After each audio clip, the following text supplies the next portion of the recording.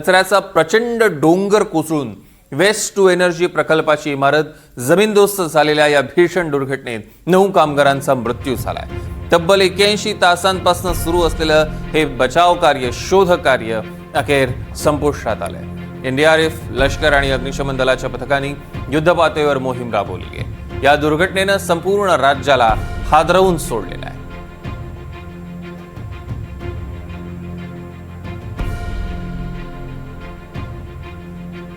ग्राफिक्सच्या माध्यमातून एकदा आपण बघूया।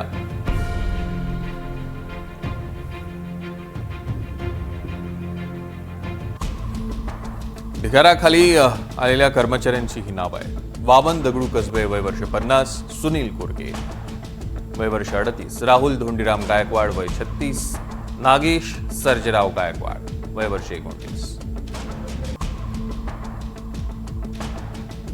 सनी अशोक माने वय वर्ष 34, महेश सुरेश कुंभार वय वर्ष 32, रणजित जयवंत पाटील आणि अक्षय राजू सावंत वय वर्ष 33।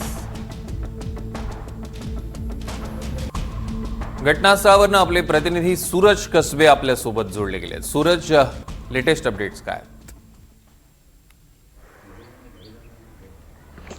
सौरभ, मी सध्या याच इमारतीच्या मागच्या बाजूला आहे, जिथून हे संपूर्ण बचाव कार्य सुरू होतं। आणि काल ज्या ठिकाणाहून ड्रिलिंग करून इमारतीच्या तळमजल्याखाली जे अडकलेले 8 नागरिक होते, कर्मचारी या ठिकाणी काम करणे, त्यांना बाहेर काढलं, तो हाच परिसर आहे जिथून हे संपूर्ण शोधकार्य राबवलं गेलं।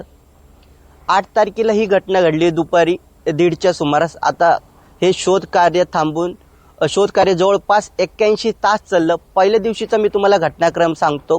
ज्यावेळेस इमारत कोसळली त्यावेळेस ही 3 मजली जी इमारत आहे तिच्या वरच्या भागात असलेले 5 जण खालच्या बाजूला सरकले आणि काच तोडून सुखरूप बाहेर पडले, त्यामुळे त्यांचा जीव वाचला। त्यानंतर उरलेले 9 जण आहेत, त्यांचं 8 तारखेला जवळपास रात्री 2 वाजेपर्यंत शोध कार्य घेण्यात आलं। त्यांना सुखरूप बाहेर काढण्यात आणलं। त्यांना पिंपरी चिंचवड महानगरपालिकेच्या आणि आजूबाजूच्या परिसरात असलेल्या रुग्णालयांमध्ये दाखल करण्यात आलं। त्यांची आता प्रकृती सुद्धा सुखरूप असल्याची माहिती मिळते। तर 9 तारखेला सकाळी 11च्या सुमारास भावेश वाणी या व्यक्तीचा मृतदेह याच इमारतीच्या मलब्याखालून बाहेर काढण्यात आला। त्यानंतर 10 तारखेला संपूर्ण दिवस या इमारतीच्या बाजूला पूर्ण कचऱ्याचे डोंगर होते, ढीग होता, तो बाजूला करण्याचं काम करण्यात आलं। कुठल्याही प्रकारे या इमारतीच्या आतमध्ये एनडीआरएफचे जवान, भारतीय लष्कर आणि पिंपरी चिंचवड महानगरपालिकेचे अग्निशमन दल यांना जाता येत नव्हतं, कारण कचऱ्याचं डोंगर मोठ्या प्रमाणावरती मलबा या ठिकाणी साचला होता। त्याचबरोबर या कचऱ्याच्या